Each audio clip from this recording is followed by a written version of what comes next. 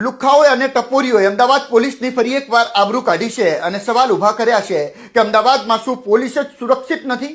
તલવારો લઈને નીકળી પડેલા લુખ્ખા તત્વો બિંદાસ રીતે પોલીસ સાથે પણ કેવું વર્તન કરે છે તમે જોઈ શકો છો.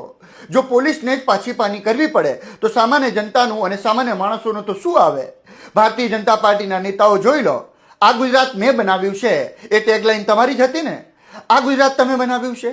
રખિયાલ બાપુનગર વિસ્તારમાં જાહેરમાં તલવારો લઈને અસામાજિક તત્વો નીકળ્યા હતા. પોલીસે અત્યારે કાર્યવાહી કરી છે અને અત્યારે પરિસ્થિતિ કાબૂમાં છે.